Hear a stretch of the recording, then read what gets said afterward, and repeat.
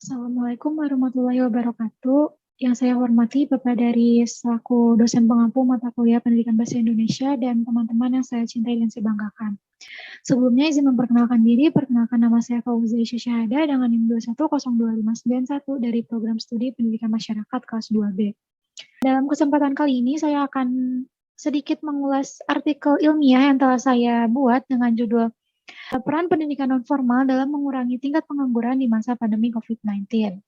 Penelitian ini dilatar belakangi oleh kesadaran penulis akan tingginya angka pengangguran di masa pandemi COVID-19 dan juga keterampilan masyarakat yang sangat dibutuhkan untuk meminimalisir kasus tersebut, serta seberapa besar peran pendidikan nonformal dalam meningkatkan dan mengembangkan keterampilan yang dimiliki masyarakat dan juga bagaimana peran pendidikan nonformal dalam mensejahterakan rakyatnya.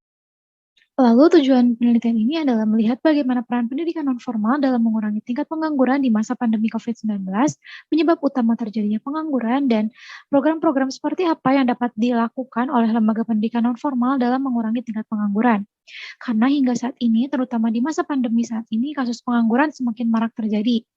Disediakannya lembaga pendidikan nonformal seperti PKBM diharapkan mampu membantu masyarakat dalam meningkatkan keterampilan dan kemampuannya untuk dapat menyesuaikan perkembangan kebutuhan pasar kerja.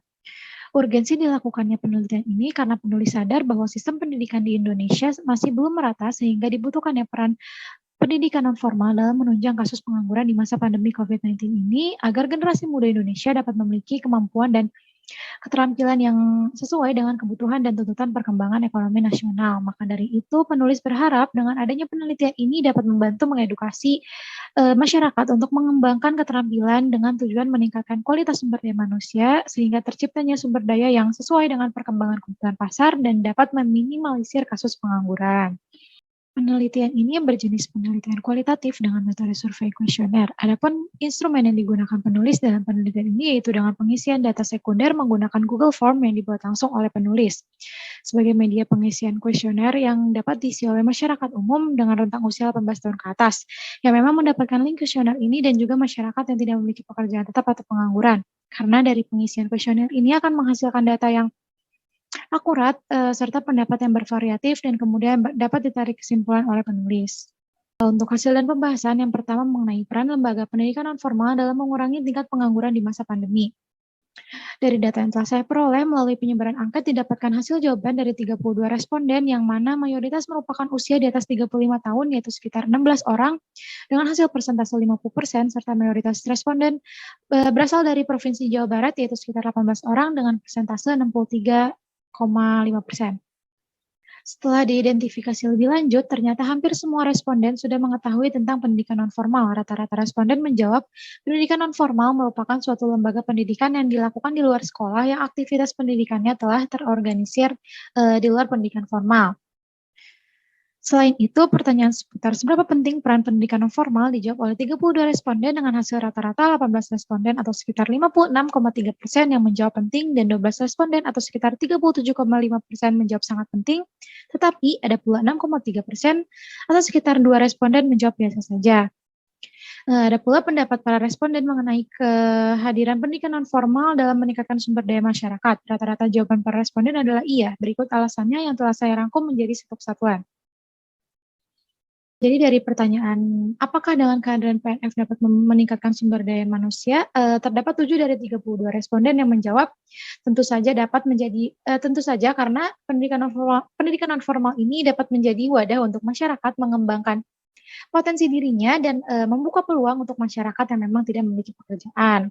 Lalu 8 dari 32% responden menjawab, pendidikan nonformal ini dapat menyediakan kursus dan pelatihan yang dapat meningkatkan skill seorang untuk bisa bersaing dalam dunia kerja saat ini. Lalu 5 dari 32 responden mengatakan bahwa karena pendidikan nonformal ini berperan dalam upaya peningkatan keterampilan masyarakat untuk menghasilkan sumber daya manusia yang berkualitas. Jadi dari beragam variasi jawaban, para responden dapat ditarik kesimpulan bahwa peran pendidikan nonformal tentu saja penting karena kehadiran pendidikan nonformal sangat penting bagi peningkatan dan pengembangan masyarakat. Serta dengan pendidikan nonformal, masyarakat yang belum menempuh pendidikan formal dapat mendapatkan hak yang sama dan juga pendidikan nonformal ini bisa memfasilitasi masyarakat untuk mengikuti berbagai kegiatan seperti lembaga kursus dan pelatihan, kesetaraan paket C, dan lain-lain sehingga menurut saya itu bisa membuka peluang bagi masyarakat yang memang tidak memiliki Pekerjaan dan juga dengan kehadiran pendidikan nonformal ini dapat meningkatkan sumber daya manusia, karena dengan adanya pendidikan nonformal, minat dan bakat yang dimiliki masyarakat dapat tersalurkan dan dikembangkan sehingga dapat menghasilkan sumber daya manusia yang berkualitas.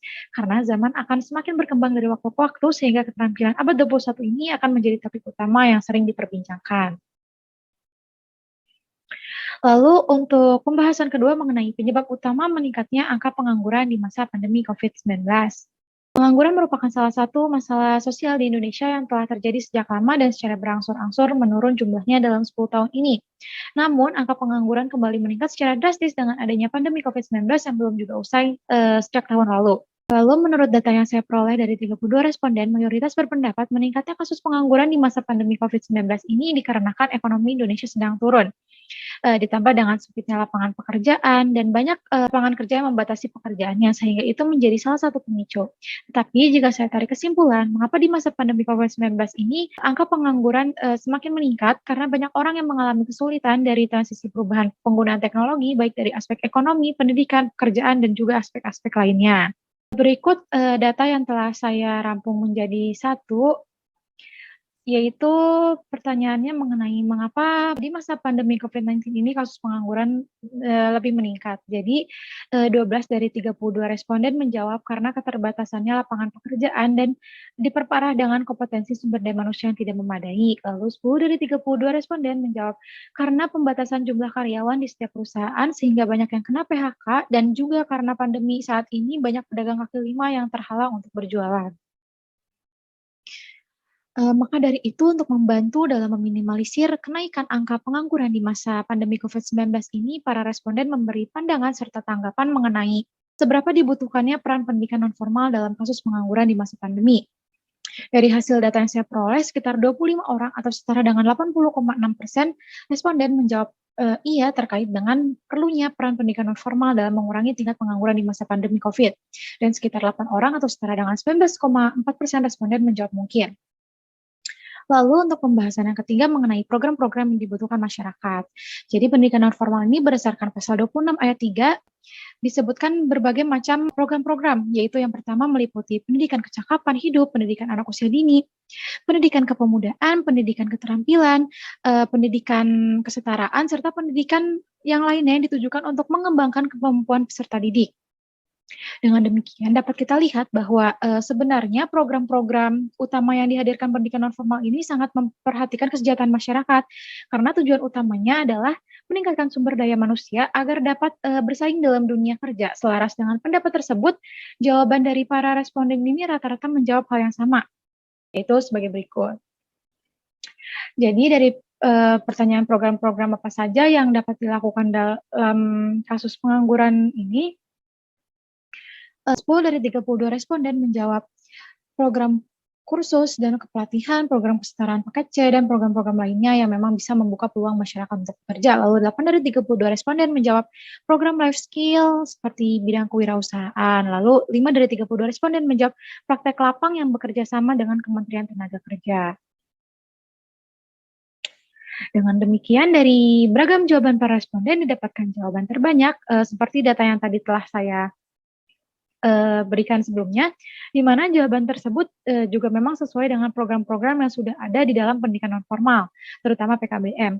Jadi sudah seharusnya kita tuh tidak perlu meragukan lagi kualitasnya dengan berbagai program ditawarkan oleh layanan pendidikan nonformal, banyak dari responden yang tertarik untuk mengikutinya. Ada sekitar 20 orang atau setara dengan 60,5% suara responden yang menjawab iya, dan ada sekitar 12 orang atau setara dengan 37,5% responden menjawab mungkin. Mengacu pada hasil dan pembahasan yang telah saya sebutkan sebelumnya, dapat ditarik beberapa kesimpulan, yaitu pendidikan nonformal ini merupakan suatu lembaga pendidikan yang dilakukan di luar sekolah yang aktivitas pendidikannya terorganisir di luar pendidikan formal, yang bertujuan untuk melayani warga belajar supaya dapat tumbuh dan berkembang sedini mungkin dan sepanjang hayatnya, guna meningkatkan martabat dan mutu kehidupannya. Lalu membawa warga belajar, agar memiliki pengetahuan, keterampilan, dan sikap mental yang diperlukan untuk mengembangkan diri, bekerja mencari nafkah, atau melanjutkan ke jenjang pendidikan yang lebih tinggi. Dan juga hadirnya pandemi COVID ini banyak membuat perusahaan-perusahaan yang tidak beroperasional, kegiatan-kegiatan masyarakat terbatasi, dan banyak membuat masyarakat ini merasa takut. Sehingga berdasarkan survei yang saya lakukan, ternyata semua jawaban dari para responden menyatakan bahwa di masa pandemi ini, angka pengangguran meningkat. Hal utama yang menyebabkan pengangguran meningkat di masa pandemi ini ialah PHK karena banyaknya perusahaan yang menghentikan operasionalnya, lockdown, social distancing, dan PSBB. Imbas dari meningkatnya pengangguran di Indonesia, maka akan membuat perekonomian Indonesia semakin terpuruk. Karena seperti yang kita ketahui bahwa masalah ekonomi yang sulit terselesaikan ialah pengangguran. Adapun yang mungkin bisa dilakukan agar angka pengangguran tidak meningkat pesat ialah mengoptimalkan program-program yang ada di pendidikan nonformal. Dengan demikian, program-program utama yang dihadirkan pendidikan nonformal ini akan sangat memperhatikan kesejahteraan masyarakat. Tujuan utamanya adalah meningkatkan sumber daya manusia agar dapat bersaing dalam dunia kerja. Maka dari itu, di sinilah kita bisa lihat pentingnya peran lembaga pendidikan nonformal, khususnya lembaga pelatihan dan kursus. Kita dapat lebih fokus pada mengubah atau memperbaiki mindset bahwa kemajuan peradaban memang tidak bisa dihindari dan harus diikuti arusnya jika tidak ingin tertinggal. Selain itu juga fokus pada pengembangan keterampilan diri agar mampu menghadapi perkembangan zaman yang dinamis dan kompleks.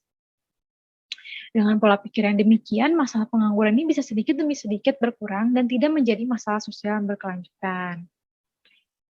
Sekian yang dapat saya sampaikan, kurang lebihnya mohon maaf. Wabillahi taufiq wal hidayah. Wassalamualaikum warahmatullahi wabarakatuh.